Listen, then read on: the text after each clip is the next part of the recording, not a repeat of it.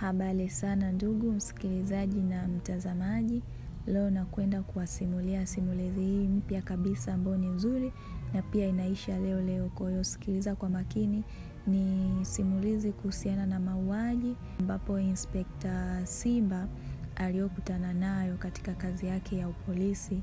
Na Inspekta Simba leo anakwenda kutusimulia simulizi hii mambo gani yaliyomkuta, na kama unataka kujua kipi kilichomkuta basi endelea kusikiliza. Usisahau kusubscribe, kulike, kushare na kucomment hapo chini.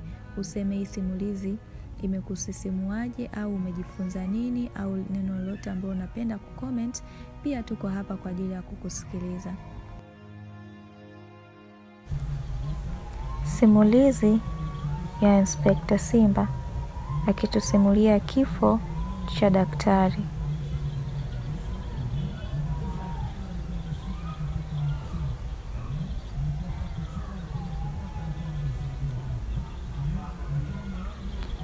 Bwana Inspekta anasema jioni ya Jumanne jua lilikuwa linazama nyuma majengo ya mtaa wa Mangu, likitokea rangi nyekundu kama damu.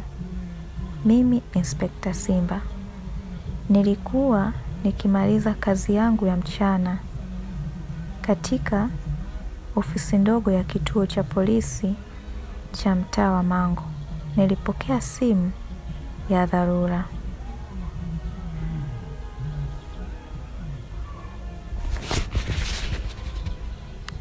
Bwana Inspekta, mtu ameuawa kwenye nyumba ya Kihindi karibu na sokoni. Sauti ya mwendesha mashtaka wa kituo ilinivunja utulivu. Nikilichukua koti langu la polisi na kukimbia kuelekea eneo la tukio. Nilipofika nilikuta umati wa watu wamezunguka wakiwa na macho ya hofu na midomo wazi. Mwili ulikuwa umeungukwa kwa ubavu karibu na mlango wa nyumba, mdomo wazi kama ana mshangao wa mwisho. Ni nani huyu? Niliuliza kwa sauti iliyojaa na mhemko. Ni Daktari Rajabu bwana, jibu likatoka kwa Mama Nuru, mwenyeji wa mtaa huu kwa miaka zaidi ya 30. Alikuwa ni mwanasheria maarufu na mfanyabiashara tajiri.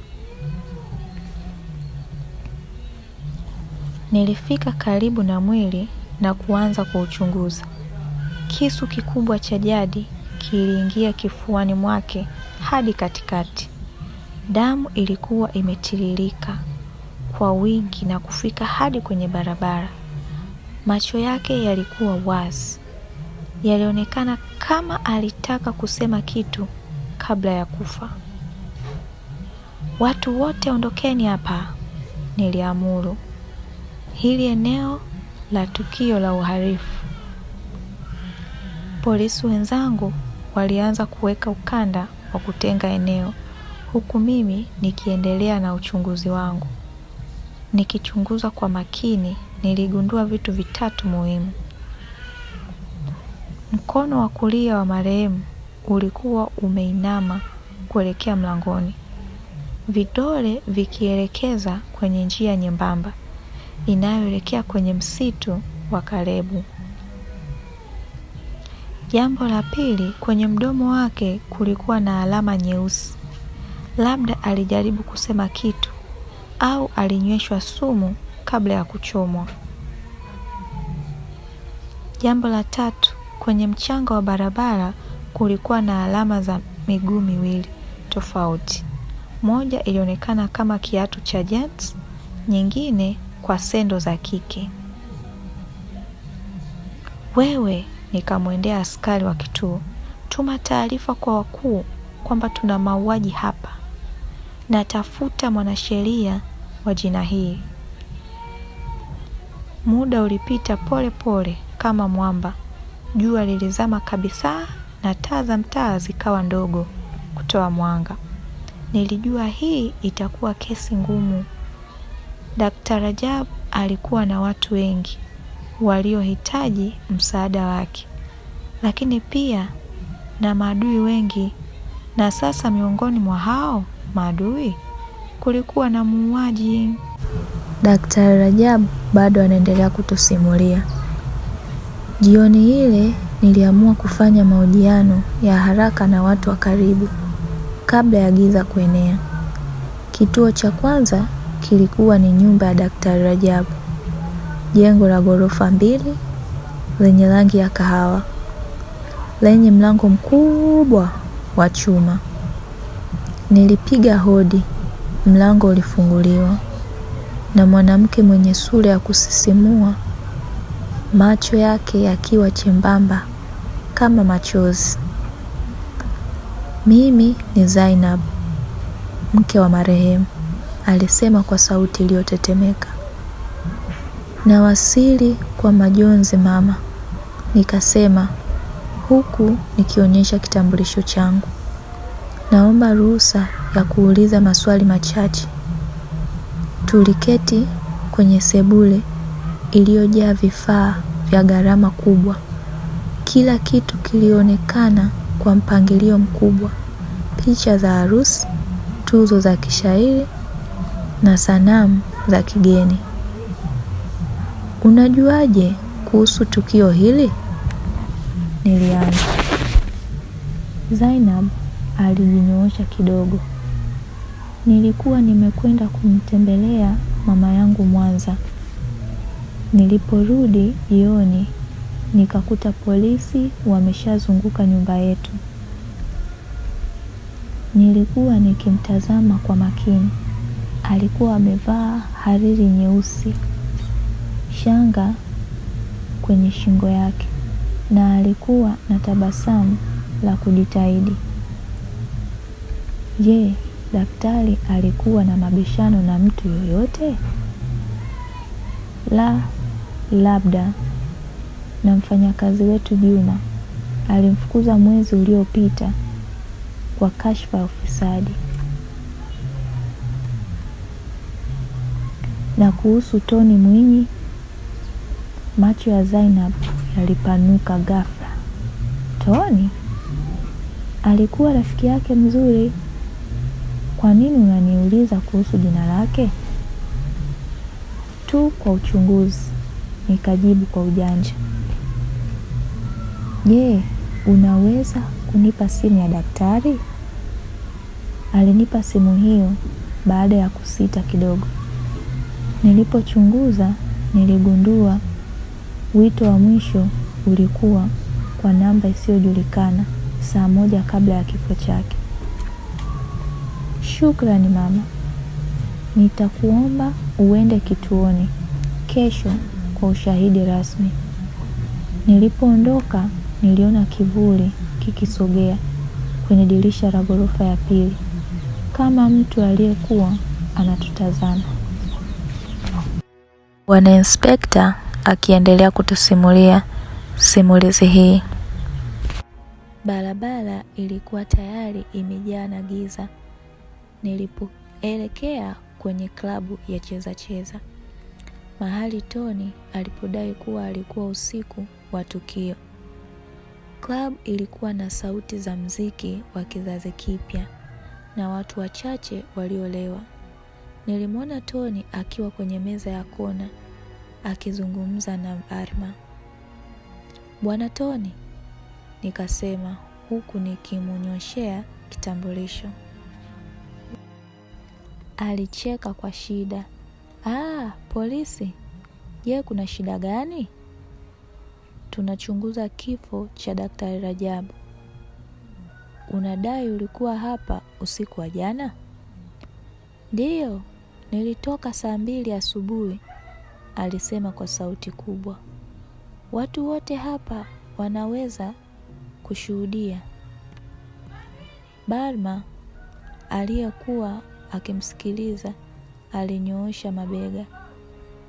"Sikumbuki kumuona jana usiku." Toni alipiga kelele. "Unanikosea. Nilitoa pesa nyingi hapa jana." Nilipochukua simu yake kwa masharti, rekodi za malipo zilionyesha alikuwa hajatoa pesa yoyote siku hiyo. na kamera za usalama zilionyesha akienda kwenye nyumba ya daktari saa 1 usiku. Bwana Tony, nikasema polepole, una kitu unachotaka kuniambia? Macho yake yaligeuka kwa hofu. Siwezi kusema hapa. Wanaweza kusikia. Wanaweza kusikia nani? Niliuliza. Lakini alisimama ghafla na kukimbia kuelekea mlangoni. Nilimtafuta nje, lakini alikuwa amepotea kwenye giza la mtaa wa Mango. Bwana Inspekta anaendelea kutusimulia. Giza lilikuwa la kina nilipoelekea kwenye nyumba ya Bibi Shani, yule mama wa kambo aliyezoelewa kutajwa kama mganga wa jadi.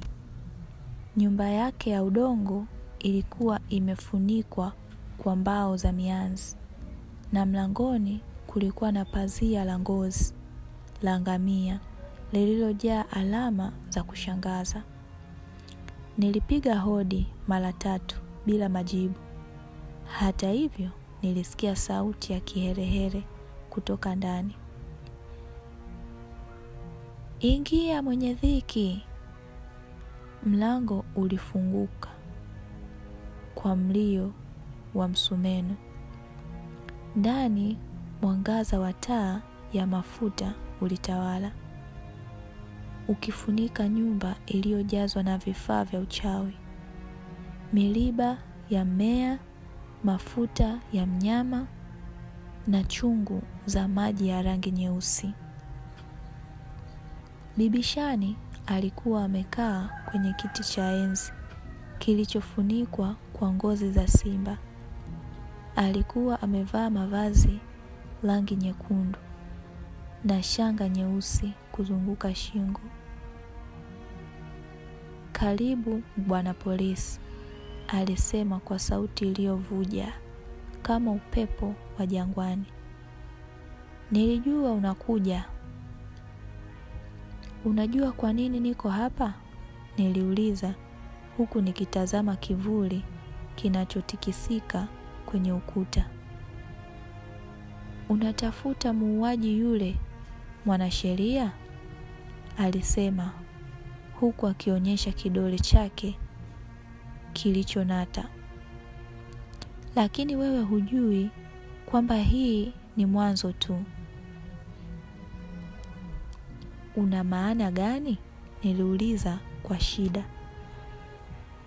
Bibi Shani alicheka kwa sauti ya kusisimua. Kila mtu mtaa huu ana siri, Bwana Polisi, na siri hizo zina nguvu zaidi kuliko silaha zako zote. Alinipa kikombe cha chai ya rangi ya kahawa. Kunywa itakufungua macho. Nilikataa kwa heshima. Nahitaji kujua kuhusu Juma. Unamfahamu? Macho yake makubwa yalimetameta. Yule kijana mwenye roho mbaya alinipatia pesa jana asubuhi. Alisema anataka kitu cha kumwokoa rafiki yake. Kitu gani? Niliuliza kwa msisimko.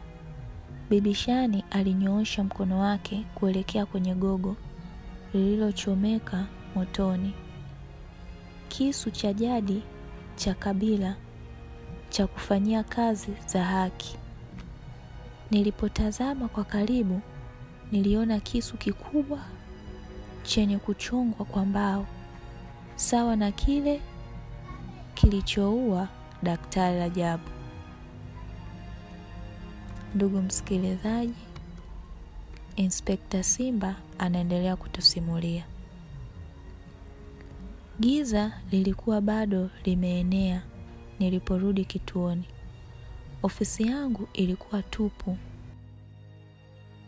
sipokuwa kwa mwendesha mashtaka Bwana Jacob. Bwana Inspekta, alisema kwa hofu, kuna tukio jipya, mwili mwingine umepatikana. Ya nani? Niliuliza kwa mshangao. Tony Mwinyi amepatikana akiwa amenyongwa kwenye mti wa msitu wa Caleb. Nilichukua kofia yangu mara moja. Tafadhali, niambie hakutoa neno kwa vyombo vya habari. Nikiwa ninaendesha gari kuelekea msituni, simu yangu ililia. Ni namba isiyojulikana. Hello, nikasema kwa wasiwasi. Sauti ya kike iliyojawa na machozi ilijibu. Inspector, mimi ni Zainab, mke wa Dr. Rajab. Nina uhakika sasa. Ananifuatia kwa nyuma. Msikilizaji, Inspector anaendelea kutusimulia. Gari langu lilipiga breki kwenye barabara ya lami. Nilirudi nyuma nikaelekea kwenye nyumba ya Zainab. Mwili wa Tony ulinisukuma kufikiria kwamba muuaji alikuwa bado huru na sasa alikuwa akimfuatia mke wa marehemu Daktari Rajabu. Nilipofika kwenye nyumba ile ile ya Dr. Rajabu ya ghorofa 2, mlango wa nyuma ulikuwa wazi, ukitembea pole pole kwa upepo. Sikusikia sauti yoyote. Zainab, niliita kwa sauti ya chini huku nikitoa bastola yangu. Ni Inspector Simba. Kila hatua niliyochukua ndani ya nyumba ilinifanya nijisikie kama ninaingia kwenye mtego. Ghorofa ya chini ilikuwa na giza kubwa na kuna harufu ya damu au labda ni harufu ya dawa za kulevya. Nilipofika kwenye ngazi ya kwenda ghorofani, niligundua kitu kilichonifanya damu zangu zifunge. Kiatu kimoja cha kike kilikuwa kimeanguka kwenye ngazi ya 3, chenye damu nyingi kiasi kwamba ilikuwa inatiririka kwenye ngazi. Zainab, nikapiga kelele kwa shida. Ghorofa ya pili ilikuwa na mwangaza wa taa. Mlango wa chumba ulikuwa wazi kidogo. Nilisita, lakini nikasikia sauti ya mvua na sauti nyingine ya kiume inayosema kwa lugha nisiyoweza kuifahamu. Nikasukuma mlango kwa nguvu, na kile nilichokiona kilifanya roho yangu iwe na jasho la baridi. Zainab alikuwa amesimamishwa kwenye dari kwa kamba iliyozunguka shingoni mwake, macho yake makubwa yakiwa wazi kabisa kwa hofu. Mtu mwenye koti jeusi na kofia ya chini alisimama kando yake, mkono wake mwenye glovu ukiwa umeshika kisu kirefu chenye damu. Alipogeuka kwa upole, niliona uso wake, au tuseme ukosefu wake wa uso. Alikuwa amevaa kinyago cha mti kilichochongwa kwa sura ya mtu mwenye hasira. Karibu Inspekta, alisema kwa sauti iliyobadilika kwa sauti 3 zinazozungumza pamoja. Nimekuwa nikikusubiri.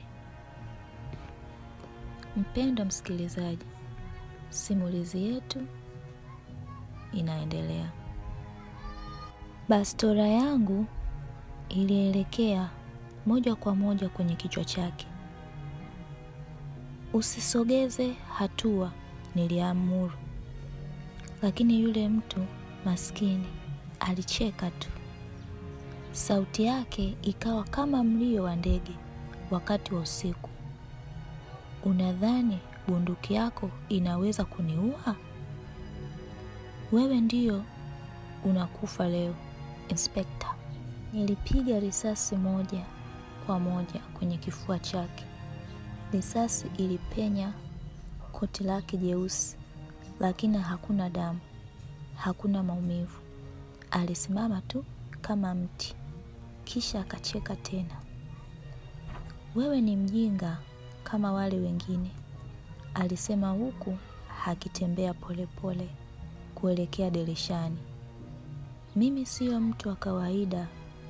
Mimi ni roho ya haki. Mimi ndiyo nimeamua Daktari na Toni na sasa Zainab. Aliposimama mwangazani, niliona kwamba hakuna mwili chini ya koti lake. Ilikuwa tupu kama nguo zilizowekwa kwenye henga. Mkono bado ukiwa unatetemeka kwenye bastola. Kwa sababu wote walimdhulumu. Jibu likatoka kwa sauti nyingine. Sauti ambayo ilinifanya nigeuke ghafla. Bibi Shani alisimama mlangoni, macho yake yakimetameta kwa upepo wa usiku. Wote walifanya dhambi zisizoweza kusamehewa. Bibi Shani? Nikasema kwa mshangao. Je, wewe ndiye? Lakini kabla sijamaliza, kile kitu kilichokuwa kimevaa koti kilitupa kinyago chake na kuingia moja kwa moja kwenye mwili wa Bibi Shani. Mama mzee alijinyoosha kwa ghafla, macho yake yakigeuka kuwa meusi kabisa. Sasa nitakwenda kumaliza kazi yangu. Sauti yake ilibadilika kuwa ile ile sauti ya tatu. Kwa heri Inspekta. Aliruka kwenye dirisha huku akimwaga maji mengi ya rangi nyeusi kutoka kwenye mdomo wake, kisha akapotelea kwenye usiku wa nje. Nilimwaga Zainabu haraka, lakini alikuwa amekufa. Shingo yake ilikuwa imevunjika. Kwenye mkono wake kulikuwa na ujumbe ulioandikwa kwa damu. Wewe unajua. Nikiteleza chini kwenye sakafu, nilijua kwamba uchunguzi wangu haukuwa kuhusu mauaji ya kawaida tena. Lilikuwa ni jambo la kimwili zaidi, la kiroho zaidi. Na bado kulikuwa na mwili mmoja wa mwisho uliokuwa ukiwa na majibu. Juma. Na nilijua mahali pa kumtafuta, kwenye msitu wa Kalebu, mahali ambapo mizimu ilisemekana kuwa wanakaa. Simulizi yetu inaendelea, msikilizaji. Jua lilikuwa linazama kwa rangi nyekundu kali nilipoingia kwenye msitu wa Kalebu. Hii sasa ni siku nyingine Inspekta anaendelea kutusimulia. Miti mikubwa ilijivuna kwa upepo, matawi yake yakitoa sauti kama mayowe ya roho wasio na amani. Nilishika bastola yangu kwa nguvu. Moyo ukawa unapiga kwa kasi kama ngoma ya kifo. Nilitembea kwa makini kwenye njia nyembamba iliyofanikiwa na majani makavu. Harufu ya udongo, mvua na mimea mibichi ilijaa hewa. Kila hatua niliyochukua ilinifanya nisikie kama mtu yuko nyuma yangu. Lakini nilipogeuka hakuna mtu. Ghafla nilisikia sauti ya mtu akiomboleza. Nilifuata sauti hiyo hadi nikafika kwenye uwanja mdogo ulio wazi katika msitu. Hapo ndipo nilimwona Juma. Alikuwa amefungwa kwenye mti mkubwa, mikono na miguu ikiwa imefungwa kwa kamba nene. Juma! Nikapiga kelele huku nikikimbilia kwake. Aliniona kwa macho yaliyojaa na hofu. Inspekta, umekuja? Inspekta, umekuja kwa ajili yangu pia? Ni nani aliyekufunga hapa? Niliuliza huku nikijaribu kumfungua. Yeye hapa. Sura, macho ya Juma yakawa makubwa zaidi. Yupo nyuma yako. Niligeuka kwa kasi, bastola ikiwa tayari, lakini hakukuwa na mtu. Muda ulipita, nilisikia mlio wa kicheko kilichotoka kila upande wa msitu. Wewe ndiye wa mwisho, Inspekta. Sauti ile ile na sauti tatu ilisema. Lakini wewe huna dhambi kubwa kama wale wengine. Unahitaji kuona tu ukweli. Ghafla miti yote ilianza kutikisika kwa nguvu. Majani makavu yaliruka kwa upepo mkali, kitu kilichonifanya nipige kelele kwa hofu. Mizigo ya matawi yalikuwa yameunda sura ya binadamu, sura kubwa zaidi kuliko mtu yoyote, yenye macho makubwa yenye mwanga wa kijani kibichi. Kwa nini unafanya hivi? Niliuliza kwa sauti iliyotetemeka. Kwa sababu mimi ni haki, sauti ilijibu kutoka kila upande. Daktari aliua watu 3 kwa madawa yake mabaya. Tony aliwauzia watoto wa shule madawa hayo. Zainab aliua mtoto wake mwenyewe baada ya kuzaliwa.